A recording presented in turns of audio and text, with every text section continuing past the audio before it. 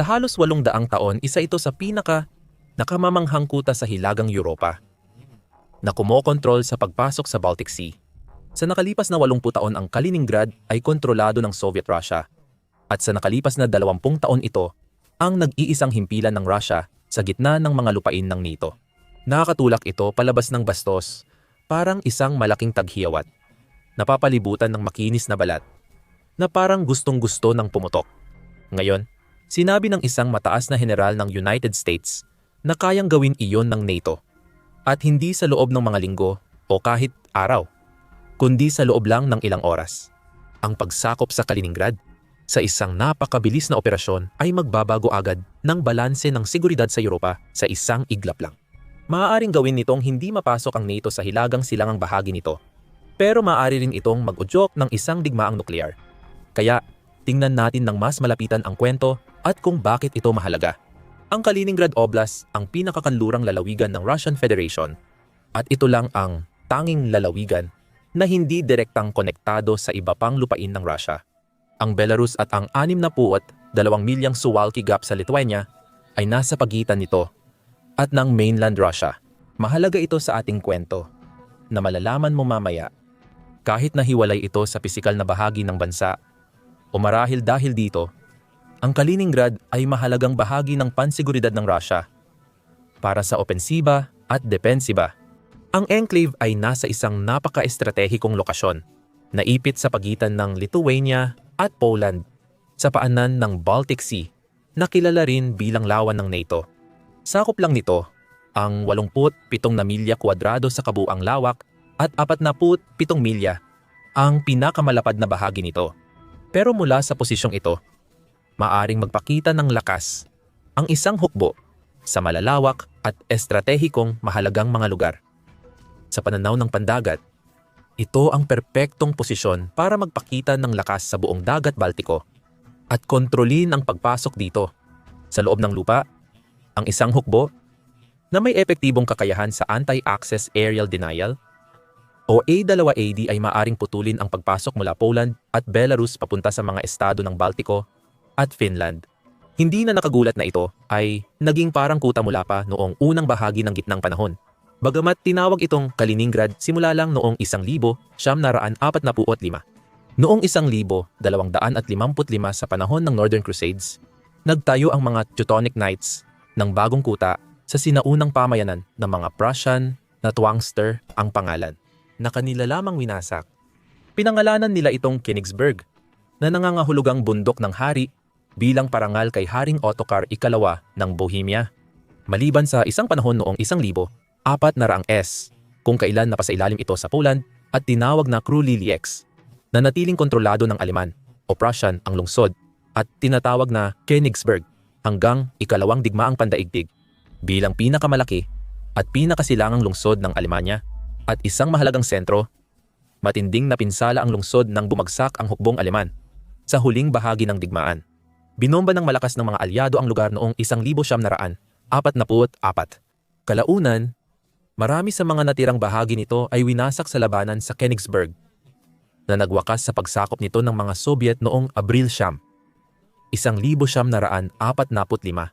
Ang kasunduan sa Potsdam noong 1945 ay naglagay nito sa ilalim ng pamamahala ng mga Soviet at tinawag nilang Kaliningrad noong sumunod na taon bilang parangal kay Mikhail Kalinin, tagapangulo ng presidium ng kataas-taasang Soviet, na kamakailan lamang ay namatay.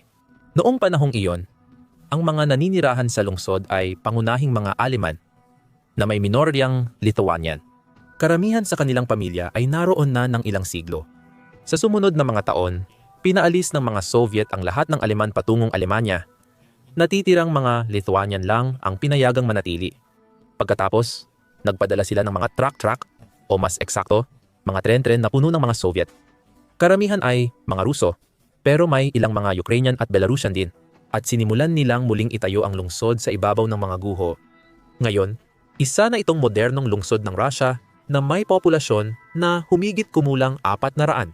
89,000 sa oblast na karamihan ay nakatira sa lungsod.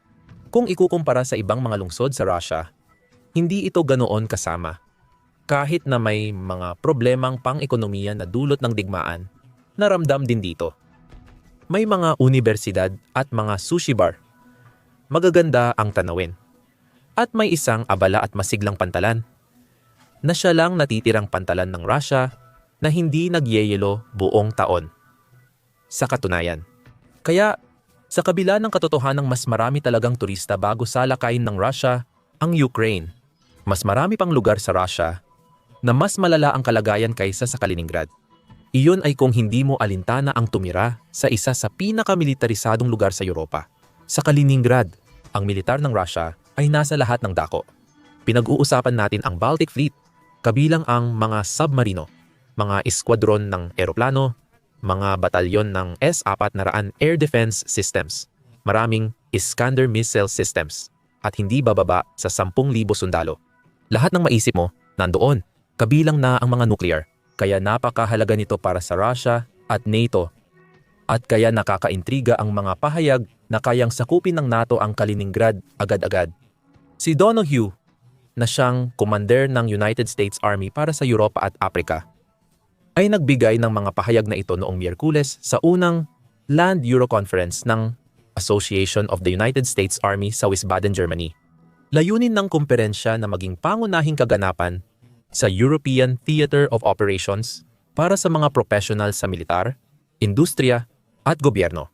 Isa itong lugar para magsama-sama sila upang talakayin ang mga pinakabagong kaganapan sa teknolohiya ng hukbo, estratehiya at pulisiya.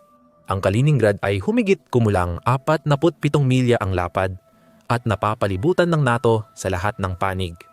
Ayon kay Donoghue, kaya na ngayon ng hukbo at ng mga kaalyado nito napabagsakin iyon mula sa lupa sa isang panahon na hindi pa naririnig at mas mabilis kaysa sa dati nating nagawa.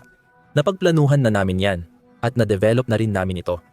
Ang problema sa dami at momentum na dulot ng Rusya sa atin, na-develop na namin ang kakayahan para masiguro na mapipigilan natin ang problemang yan sa dami at momentum. Ginawa niya ang mga komentong ito sa konteksto ng bagong plano na Eastern Flank Deterrence Line, na naglalayong palakasin ang mga kakayahan sa lupa at itulak ang interoperability ng military-industrial sa buong alyansa. Gaya ng ipinapahiwatig ng pangalan, nakatuon ang bagong estratehiya sa mga Baltic States, Poland, at sa pinakabagong miyembro ng NATO na Finland. Bagaman hindi direktang katabi ng Poland ang Russia, may hangganan naman ito sa Belarus. At dahil magkaalyado ang Belarus at Russia sa isang unyon na estado, halos pareho lang din iyon. Ibig sabihin, ang 5 bansang ito, Estonia, Latvia, Lithuania, Poland, at Finland, ang nagsisilbing mga frontline state ng NATO sa silangan. Ito ang dahilan kung bakit napakahalaga ng Suwalki Gap para sa magkabilang panig. Karapat-dapat banggitin na ang problema ng Kaliningrad at ng Suwalki Gap ay sanay na iwasan ng tuluyan. Noong 1950 at 50s inalok ni Nikita Khrushchev, ang leader ng Soviet, ang buong Kaliningrad Oblast sa Lithuanian Soviet Socialist Republic. Ngunit tinanggihan ni Antanas Shnikus, ang matagal ng kalihim ng Communist Party sa Lithuania, natanggapin ang teritoryo dahil magdadagdag ito ng hindi bababa sa 1 milyong etnikong Ruso sa mismong Lithuania. Kaya, nanatiling bahagi ng Russian Soviet Socialist Republic ang enclave at naging bahagi ng Russian Federation nang mabuwag ang Soviet Union.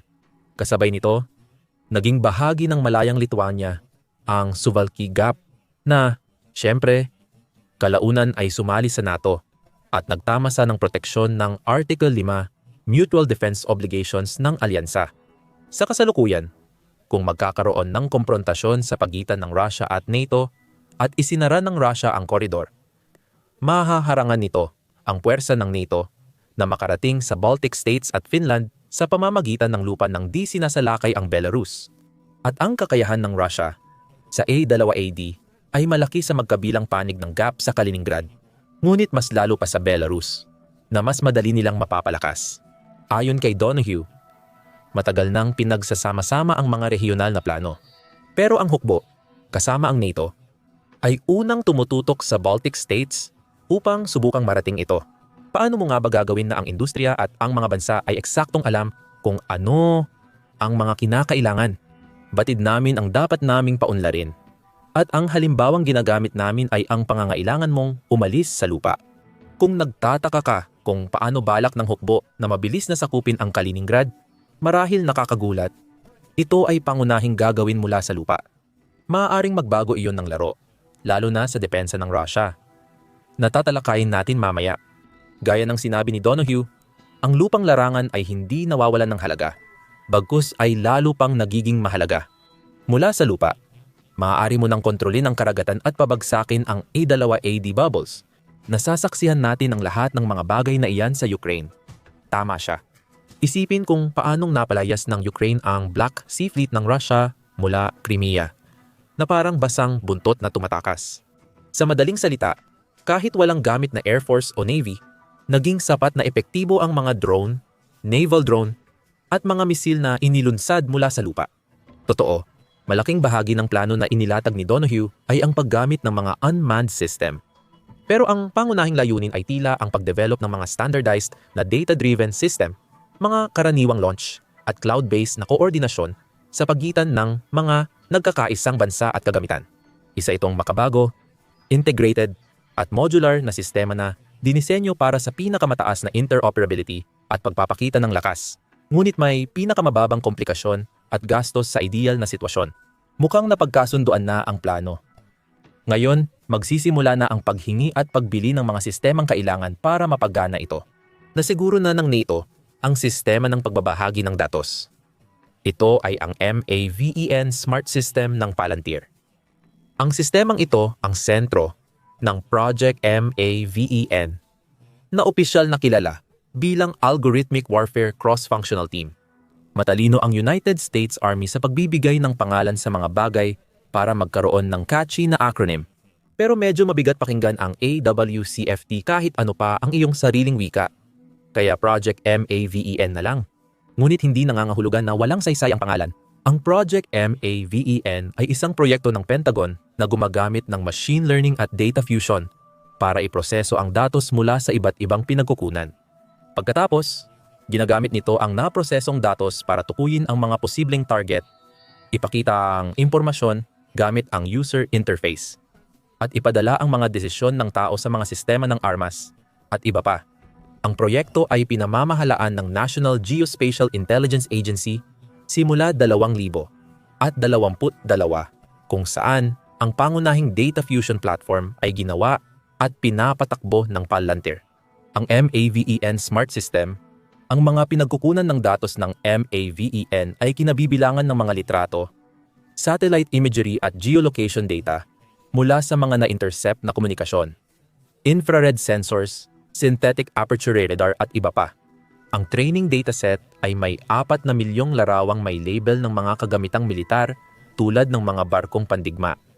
Ang mga machine learning system, kabilang ang mga object recognition system, ay nagpoproseso ng datos na nagbibigay daan sa MAVEN na matukoy ang mga posibleng target tulad ng mga tangke ng kalaban o lokasyon ng mga bagong pasilidad militar.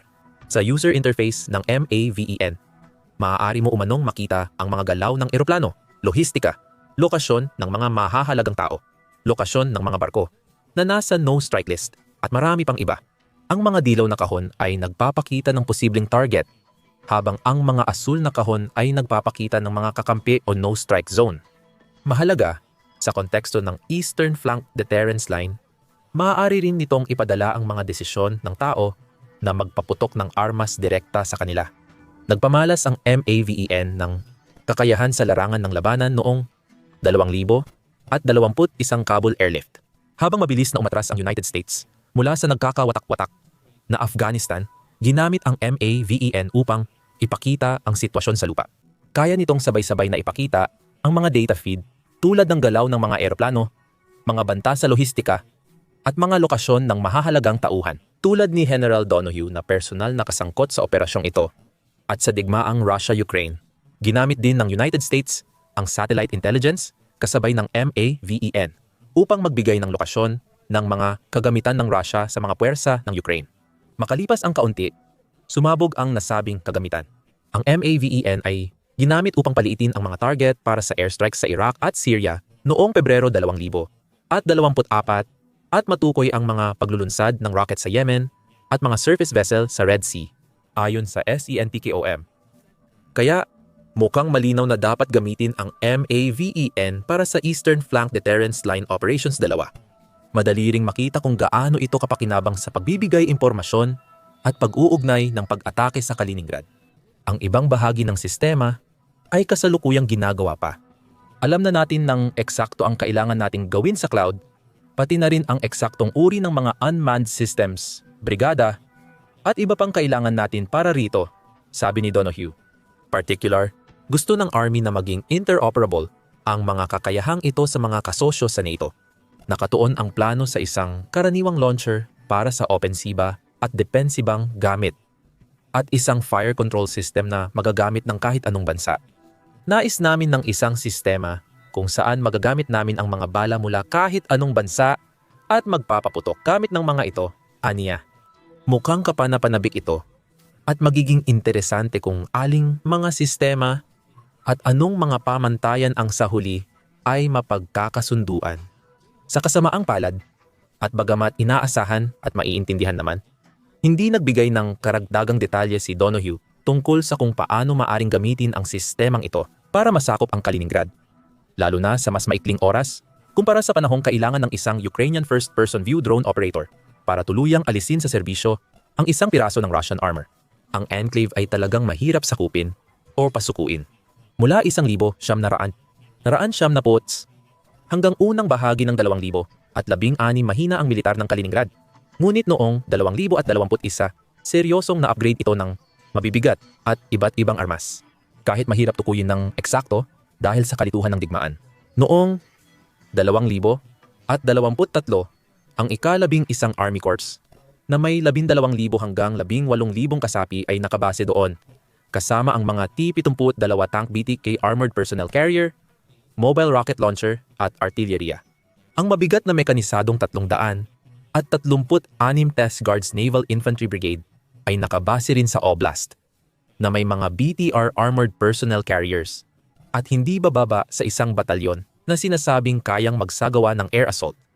Gayunpaman, ayon kay Polish Foreign Minister Radoslav Sikorski, inalis ng Russia ang malaking bahagi ng mga tropang ito mula sa rehiyon ng Kaliningrad upang italaga sila sa iba pang mga misyon. Sinabi niya ito noong NATO Summit sa The Hague noong Hunyo 25 at idinagdag na napipilitan din ang Russia na magbuo ng mga bagong unit sa kahabaan ng hangganan nito sa Finland na nagpapalawak sa kanilang puwersa. Noong Agosto 2024 iniulat ni Raimundo Vishnoru, commander ng Sandatahang Lakas ng Lithuania, na napilitan ang Russia na muling magpadala ng mga tropa sa Kaliningrad. Sa pagkakataong iyon, ito ay dahil sa paglusob ng mga Ukrainian sa Kursk na noon ay kasalukuyang nagaganap. Kaya kung gaano karaming tauhan ang natitira sa enclave ay isang bukas na tanong. Gayunpaman, ang 4 na squadron ng mga eroplano na kilalang nakatalaga sa Kaliningrad noong 2023, kabilang ang halo ng Su-30, SM Su-24 at Su-27 na mga jet ay naroon pa rin. Posibleng may ilang pinakabagong Su-35 na idinagdag sa grupong iyon. Ito ay isang malakas na depensa sa himpapawid at misil na may hindi bababa sa 4 na batalyon ng S-400 Surface-to-Air Missile System. Ang Baltic Fleet ng Rusya ay patuloy ding nakabase sa Kaliningrad at mukhang hindi gaanong naapektuhan ng digmaan sa Ukraine. Dahil sa sinapit ng Black Sea Fleet, maiintindihan kung bakit inilayo ng Rusya ang bahaging ito ng kanilang hukbong dagat sa digmaan. Noong 2022 ang Baltic Fleet ay binubuo ng 52 surface warships kabilang ang 4 na bagong Sterogushki-class corvettes na may cruise missile, 1 Kilo-class submarine at maraming support vessels. 2 sa Bayern-class corvette ng fleet ay kilala ring kayang magdala ng kalibre land attack cruise missile. Mas marami pa tungkol dyan maya-maya. Para suportahan ang fleet, ang enclave ay may isa ring land-based na anti-ship Bastion P missile system na gumagamit ng Onyx P-800 missiles na may abot na 75 hanggang 200 at 10 nautical miles. Pero maaring sabihin na ang pinakaproblemadong bahagi ng depensa ng Kaliningrad mula sa pananaw ng NATO ay ang mga land-based na sistema para sa Iskander ballistic missiles. Pinaniniwala ang mayroong 12 ng ganitong mga sistema sa Kaliningrad. parehong Iskanda-M at Iskanda-K na uri. Sa saklaw na humigit kumulang 300 milya nagbibigay ang mga Iskanda-M system ng missile coverage sa malaking bahagi ng Poland, Lithuania at karamihan ng Latvia. Pati ang pinanggalingang bansa ng mga Danes. Base sa ulat, aabot na sa 750 ang produksyon ng pinakabagong bersyon ng mga missile na ito sa taong 2025 at ang Russia ay gumagamit ng kanilang mga inventaryo ng medyo matipid sa Ukraine sa parehong panahon. Kaya malamang na may ilang daan na magagamit para sa A2AD operations upang isara ang Suwalki Gap at higit pa. Oh, at nabanggit ba natin na kaya nilang magdala ng nuclear? Sa isip na iyan, mas lalo pang nagiging problema ang mga Iskanda-K complexes. Maaari rin silang gamitin para maglunsad, bukod sa iba pa, ng Calibre Land Attack Cruise Missile na may abot na higit sa 1,550 milya. Karamihan sa mga pangunahing kabisera ng NATO sa Europa ay abot na. Mga 1,350 milya ang pagitan ng London at Paris, kaya lubhang magkalayo. Ang Stockholm, Copenhagen at Berlin ay wala pang 900 milya ang layo at ang Helsinki ay 680 lang. Wala pang katumbas ang NATO sa yugtong ito. Ang ganitong uri ng kakayahan ang dahilan kung bakit napakahalaga ng bilis kung gaano kabilis makukuha ng NATO ang Kaliningrad kung sakaling umabot sa ganoong punto. Gusto mong sirain ang karamihan sa mga paglulunsad na yon at ang kanilang mga guidance system bago pa man magkaroon ng pagkakataon ang Russia na pagganahin ang mga ito. Diyan papasok ang mga automated, intelligent, flexible at cost-effective na sistema tulad ng ipinakita ni Donohue na makapagdudulot ng malaking pagbabago sa pagpaplano at operational na yugto. Ang Russia naman, gaya ng inaasahan, ay tumugon sa mga pahayag ni Donohue. Ang unang pahayag ay nagmula kay Leonid Slutsky, ang chairman ng International Affairs Committee ng Russian State Duma, ang mababang kapulungan ng parlamento. Technical, bilang pinuno ng Liberal Democratic Party of Russia, isa siyang oposisyon na personalidad. Ang pag-atake sa Kaliningrad ay nangangahulugan ng pag-atake sa Russia, kasama ang nararapat na hakbang ng pagganti, alinsunod sa kanilang doktrinang nuklear. Ayon sa General ng United States, sa ahensyang balita ng Russia na TAS dapat isaalang-alang niya ito bago magbigay ng ganitong mga pahayag. Malawakang kinondena si Putin dahil sa pagbabantag gamit ang nuclear, halimbawa sa pagbibigay ng pahintulot sa Ukraine na atakihin ang mga target sa loob mismo ng Russia gamit ang mga sandatang galing sa NATO. Pinagtatawanan din siya dahil hindi niya tinupad ang kanyang mga banta tuwing may bago na namang nalabag na red line ng walang nukleyar na tugon. Sa kaso ng Kaliningrad, may dahilan para maniwala na anumang preemptive na hakbang ng NATO ay maaaring magdulot ng isang pagsisising sagot. Sobrang mahalaga ito para sa Russia sa estratehiya, ekonomiya at kasaysayan. Ngayon, anumang pag-atake ng NATO sa Kaliningrad ay malaki ang posibilidad na magdulot ng nukleyar na tugon, lalo na kung kasing lala ito ng sinasabi ni Donohue. Lalong nagiging dahilan ito para tiyaking kapag gumagana na ang sistema, kasing lupit ng banta ang tunay nitong epekto. Ibabalita namin ang mga susunod na kaganapan. Pindutin ang subscribe button para di mahuli. Salamat sa panonood.